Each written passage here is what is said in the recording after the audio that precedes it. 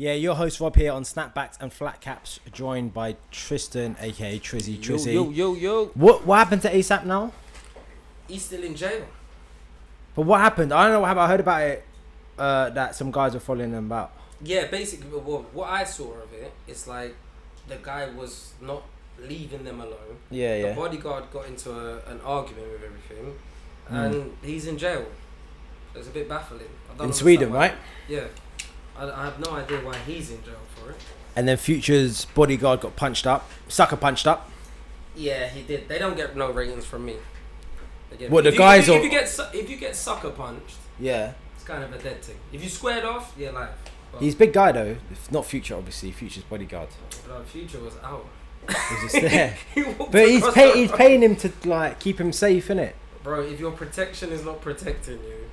You don't want to end up with what happened to Tyson. Tyson got into a lot of sticky situations because he didn't have security and he just dealt with things himself. Tyson, People, look, this is what you're thinking about. Look at Floyd Mayweather. Look how tiny he is, but he's like welterweight. I don't know what he is. He's serious, isn't it? He's got hands, but his bodyguards are some of the biggest in their business. Yeah, definitely. Because that's why everyone wants to challenge the champ, innit? And it's the same with Mike. Do you know what's so crazy with it? They're actually licensed. If you're a boxer or you're a professional fighter or anything like that, your hands are legally weapons. Yeah. So they lose. If they knock you out. You know what this reminds me of? It reminds me of, like, I used to go to uni in Manchester, right? And you know Amir Khan's from Bolton, so he used to be out in the clubs and stuff.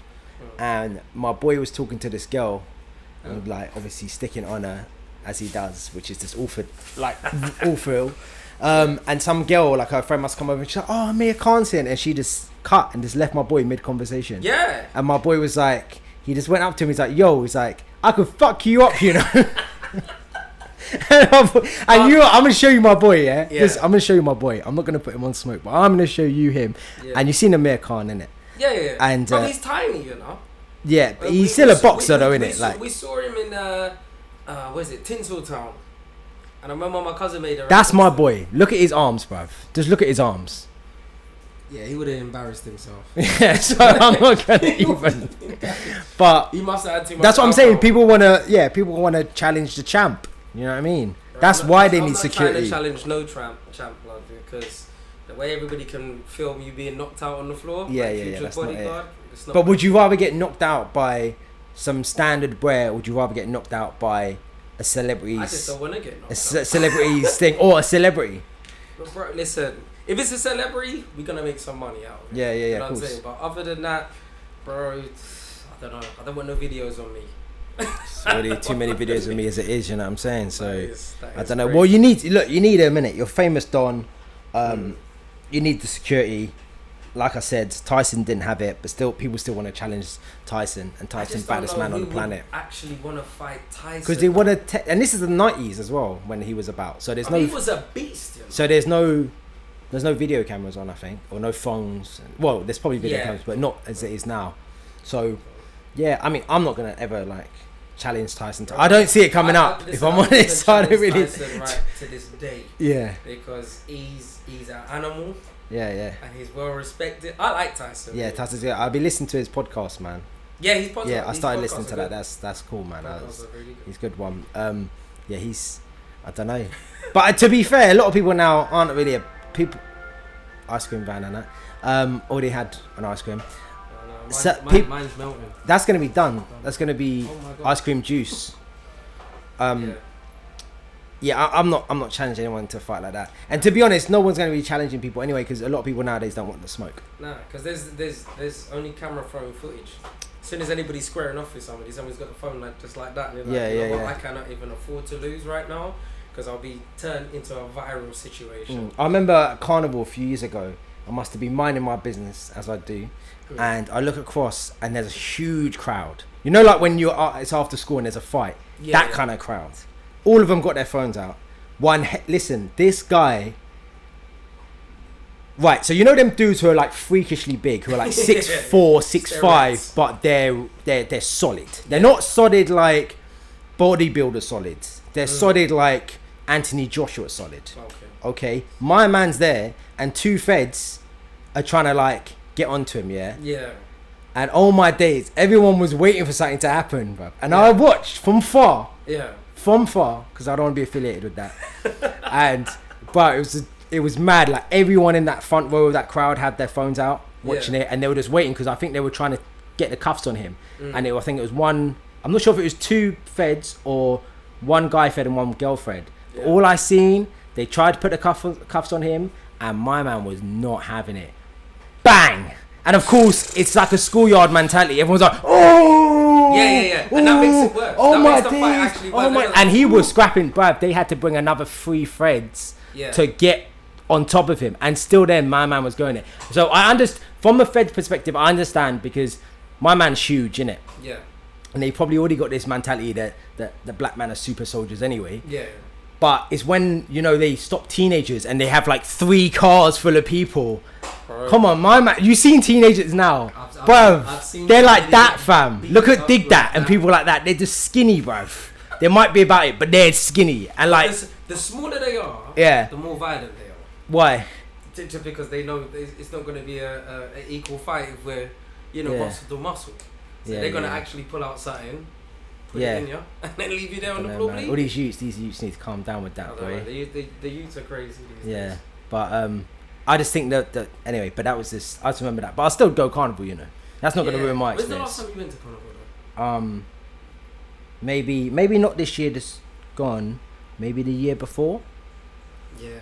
It was good. It was good fun because all my boys come down from up north and they're just gassed because where they're from, there's just like one race of women, and down here there's like everybody, and they're like, oh, do you know what I'm saying? So they're just on it. They're just on stuff.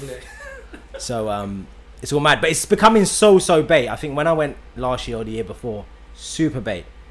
I see bare artists. You know what the bait bare, days like, are? The bait days is like, I know they say it's like basically. Once you go, like if you do the normal carnival. No, Sunday. So it's Sunday and then kids is Monday. Sunday or is it the other way around? Yeah, so Sunday is where everybody from the ends. Yeah. You're definitely gonna bump into each other. Yeah. I mean, I had like, when was it, last year? I had stories get home before I got home. Yeah. It's like, oh yeah, I see T. You know? Yeah. It's like, all right, so. Yeah. On Monday now, absolutely crazy. Super bait, man. I might go. I don't know. I'll see what kind of mood I'm in. It's not how it used to be before. We're like, yeah, let's go carnival, because obviously everyone's situation. Carnival's changed though. Everyone's situation is different as well. Carnival has definitely changed. I think. In what way? Well, let's just. It got a bit from the vibe of when I used to go when I was younger with my mum. I think the day I realised it changed was the day it stuck out. When I had when there was a Rasta man that had ready-made spliffs and he tried to sell my mum a spliff, and I said, you know what, carnival's finished. It's cancelled. Yeah. So, and then since then, it's just been violent. It's like everybody goes there intentionally to have a good time, but I don't know, but then there's a small selection yeah, of when there's like 40 man from the estate rolling down there. Yeah. But I don't know, but to be honest, I think it just depends, and obviously you know the situation, but generally 85% of people are having there to have a good time, have a little juice, maybe get a few numbers or snaps innit? So let them do their thing. Like I say, like me and Ironic the other week were saying, us man are retired. We respect the single dons, but retirement is looking nice over here, boy. From this angle, especially with what's out there at the moment, slim pickings. You guys are welcome to them, boy, because there's no things out there. Done. You know what I'm saying? Just done. But there's no guys out there either. Like all the guys are just done as well. So it's finished. Everyone's finished. If you really and truthfully, you need to really, if you're really thinking about this retirement thing, you need to start from about 28. From 28, not 28, sorry, 26. Because that's the peak time. Yeah. Because after 30, it's just mad for both people. I'm not trying to be sexist on. I think it's just so savage out there. But I tell you something for nothing. I'm glad I'm not out there in them streets, because it's just too mad, bruv, too mad for me. But what we was talking about before is that you was talking about fame to me before. Yeah. As a famous don. Yeah. So I'm trying to get. But what's the price? I was just saying, like, what's the price of fame though? It depends what you classify as fame. Well, to be honest, like, we got a lot of these reality TV shows, as we spoke about before. Yeah. And I think people lose a bit of themselves because it doesn't switch off. Like I said before, it's like once you're out there and your face is bait, the comments don't stop. People are still like, you know, on your case. Yeah, And but then- I think if you're a reality TV star, that doesn't last very long. That might last a few years max, and then you could probably blend back into Nah, but you normal could get lost in society. the sauce, though. You Yeah. could get lost in the sauce. Like we spoke numerous about these Love Island characters. Mm. Once they come out, it's a spotlight on them, Mm. and then what? A couple of months, it's done out here, finished. Do they go back to normal life? Because they're not as popular as they was when Love Island was on. Mm. So what's the price of fame? I don't know, because there's some. I'm trying to think if there's any. There's always stuff for them to do. I seen an advert for Celebs Go Dating, and they had Megan on there, the one with the blocked lips, and Jack. Is it Jack or Danny? Who's the guy who won? He's on there now. Yeah, but that's the joke that I'm saying. Like, why is he back on another dating show? There's money in that, isn't it? Well, there's not money in that, but that's a lot of things that people get. I mean, look, I got asked to go and Take Me Out in it because they're always looking for breads to go and things like that. Obviously, I didn't go because I just didn't go. Take Me Out is jokes. I had a friend that went on that. Yeah, who's your friend? Like, well. What? Okay, all right. You know what? Actually, don't tell me who your friend is. Instead, tell me what happens after they go to Fernando's. Is he in a relationship with her now, or was he just? a place. It just looks like a studio. Yeah. That's Is what he? I'm Is he in a? Is he in a relationship with her? No. Was it? Did It's it? a 5 minutes of fame. Oh, so it didn't really amount to anything. No. I just imagine it's kind of a bit like Naked Attraction. We spoke about this before. Bro, Naked Attraction And that's is this- the weirdest show ever. Still watch it though. I ain't gonna lie, still watch it. But like that's kind of very much like, I don't know if that's gonna run long term. But a lot of these things aren't long term situations. It's just a Nah. blown up version of Tinder, Yeah. isn't it? Really, when you really deep it. Yeah. So this is why I'm happy I'm not out in this dating life. But I don't think I think fame. But it's for me, it's about that real fame. You know that thing where you're a proper well-known name for years and years and years. We spoke of Tyson. You know, you talk about other sports stars. You're talking about even to a lesser extent, people have been in EastEnders for like 25 years. Yeah. I feel like that's real fame. Yeah. But it's about how it's dealt with. And if you've done it for a while, it's easier to maintain, but it's becoming more difficult now because people document a lot more stuff. Yeah. Well, in relation to that, like I watched interview with what's his name, Ed Sheeran. About his anxiety. Yeah. I did see a snippet of that, yeah. Like he's definitely got like social anxiety and stuff like that, and he's a good person. You can tell he's a good person. Yeah, 100%. But I mean, as he explained, like him just going and get like a bottle of milk or some bread, he can't do that. He can't do that. Do you know what I mean? It just gets overcrowded. People want to take pictures with him all the You time. should do the Marvel disguise, the Marvel disguise, which is a cap, sunglasses, and a hood. Those 3 items, the best one, the Marvel disguises. I'll tell you who had a good disguise. I did like years back now. It's a good 8 years or something like that.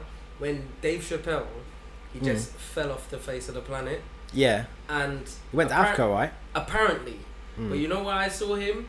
Right in near Trocadero, Oh, in right. central London by Piccadilly, and he was on a skateboard, and it was just happened we were just driving past, and I was just like, hold on. He was on his what? Skateboard? He was on a skateboard. Bro. Oh, right. Okay. What? And- Why? Bro, listen, whatever it was, nobody knew that was Dave Chappelle. And I actually said outside of it, I was like, hold on, this brand looks like Dave Chappelle. Yeah. And he turned around and just did his thumb and he just nodded. I was It's like, like, oh my God. Don't tell anyone. And he was supposed to be in Africa, but that goes to show he became so big at one stage. Yeah. And He just blended. He just disappeared. He's sick. from I love Dave Chappelle. He's funnier than Kevin Hart. I've said it 1,000 times before. Yeah. He's just I more like creative. Kevin, though. Oh I my like God, no. Have you ever seen him tell the story of when he met OJ? He met No. OJ 3 times and he Yeah. describes them. Oh my God. So funny. He's like, juice. There's one of them and he says, he's in a restaurant with mainly white people in Beverly Hills or somewhere like that. And he walks in and this is after the trial and things like this. And he's like, yo, Juice, what's happening? He's because he had met him before and he said hello to him and whatnot. And someone was like to him, oh, you know that guy, how can you do that? Say, engage with a murderer and stuff. And he's like, to be fair, madam, that murderer ran over 200 and something yards. That's a bit deep though. Still. The Juice. Yeah. Shout out the Juice, that boy. is deep. See, and the Juice is super famous. Yeah. Obviously. Yeah.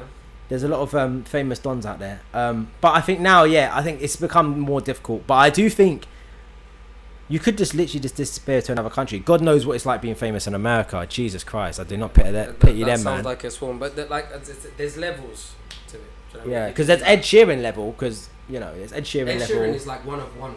Yeah, I think there's Ed Sheeran and Justin Bieber. Sorry. Now that's the price of fame. That's the high level. Kind of Justin Bieber is out of this world. He's definitely a one of one. Like if he goes to anywhere, he'll get swarmed. He'll get mobbed. What about the One Direction guys? I don't think as much now. Nah, not as much now. And not as much individually. Nah. I like that Zayn Malik though. My man makes fucking good music. But look what he caught. He caught like a little depression and everything. Oh, did he? I don't know. I know he's had some anxiety issues. Yeah, he went quiet. But that's what I'm saying. Like that is the price of fame. Like you go for it.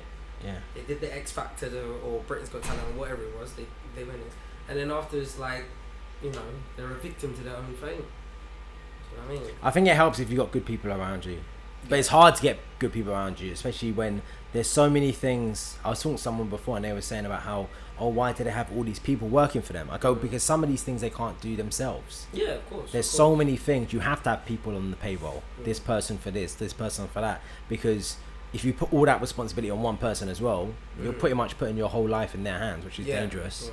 So I don't know if I could do it. I think it's not I don't think I can do it. I think that I like what M Honcho does. He was just saying he's put the mask on because he just likes his privacy, and then he can just blend in. K-Trap said the same thing. He took it off now. Listen, K-Trap, sick music. Yeah, he's a good artist. When he took off that mask, the comments weren't kind, boy. No.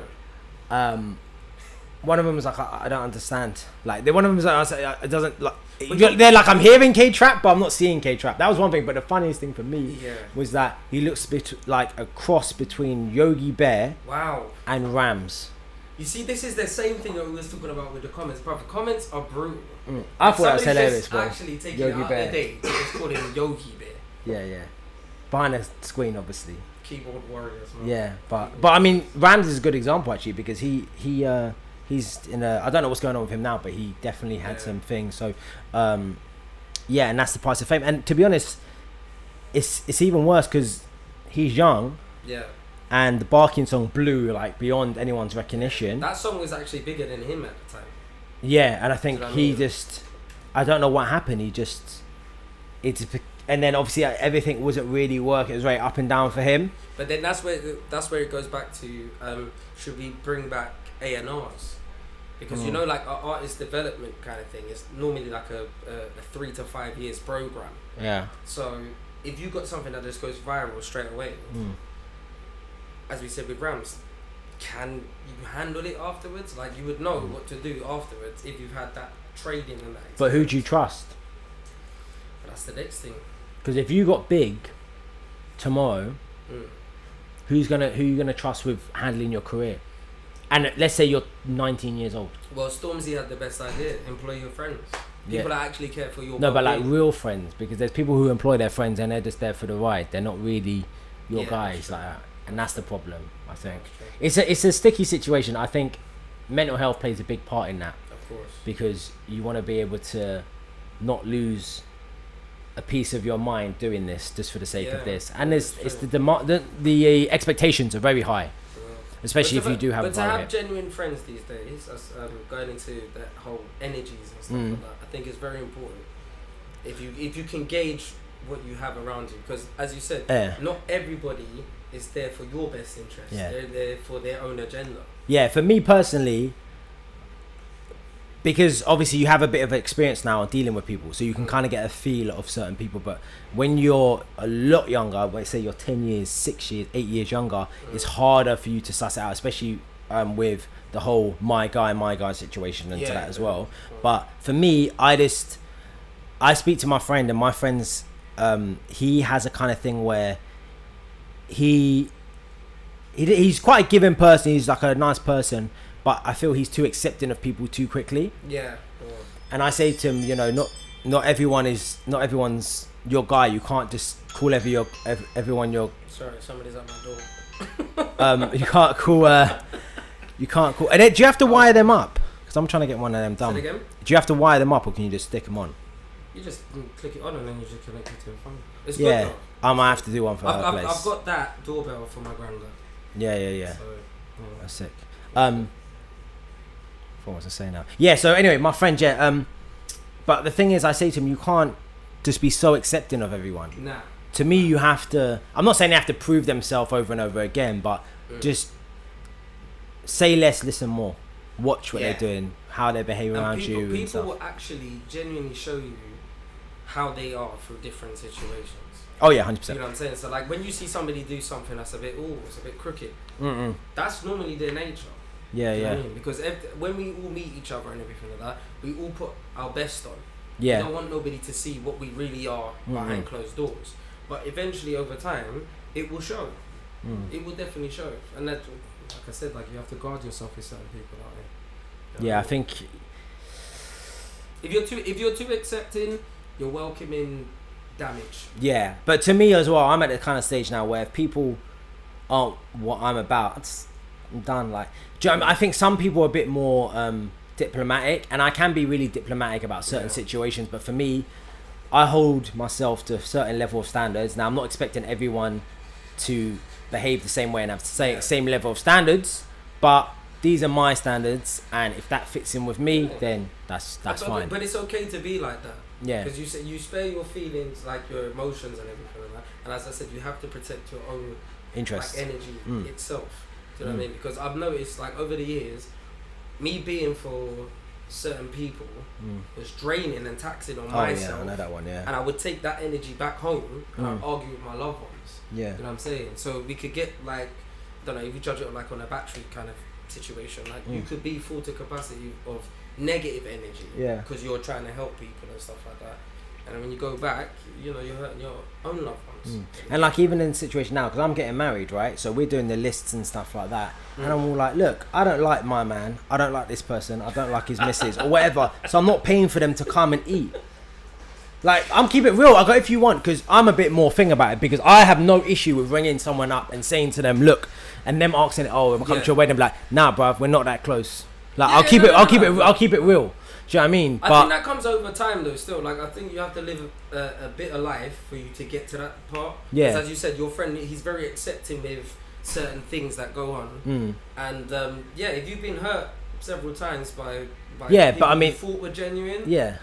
But this is the problem with that. He doesn't really give a kind of a bit of a window to see what they're about before investing time, money, whatever it may be, business with them. Yeah. And I feel like situations have happened where he just thought, oh, to him it makes sense to, I don't know, lend my man £50, pay him back when he gets paid. But not everyone thinks like that. Do you know what I mean? So what you would do for somebody else is not necessarily what they do. Yeah. Exactly. So that's sometimes I just say to him, look, you can't. Why about number one, numero uno, number one? And I say to people all the time, you know what I mean? I'm worried about myself, I'm worried about my wife, and that's it. Do you know what I'm saying? If things aren't messing with that, then I think it's important because at the end of the day, if you're no good to nobody unless you're happy yourself. Yeah, and it's just exhausting. It's draining. I had a weekend before where I spent maybe 2 days talking to two of my friends, and they had some stuff going on, and I was talking to them for hours on end. And you know, by the end of it, I was just like emotionally exhausted. Yeah. Because to me, a lot of it is, as I said this today actually, like a lot of it is self-inflicted. Like you can do something about your situation, and I'm saying to you, this is what you can do to change your situation, but you're choosing not to. Nah. So you can't ring me and start whining about it because I recognise your issue. I recognise you have got an issue with X, Y, and Z, but you're not.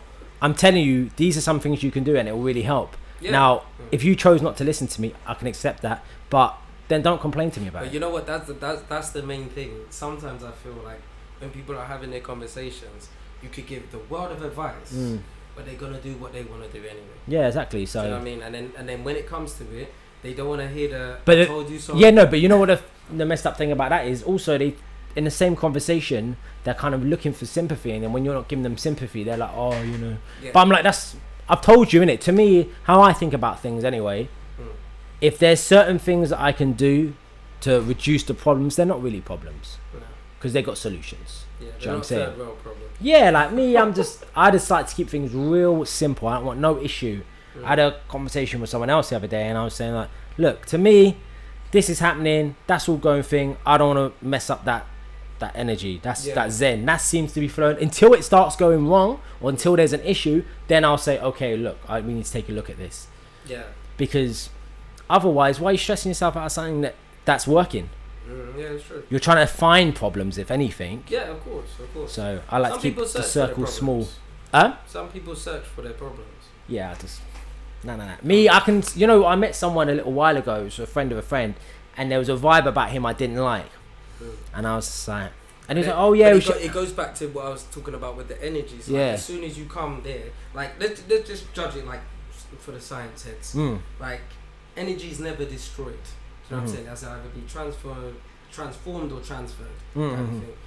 You stepping in there and you getting that vibe, you probably was, feeling that vibe off him already. Do you know what I'm saying? So like you'll be protective of yourself because you've probably gone through something before where like you've been welcome into that kind of energy before. Yeah. And it didn't work very well.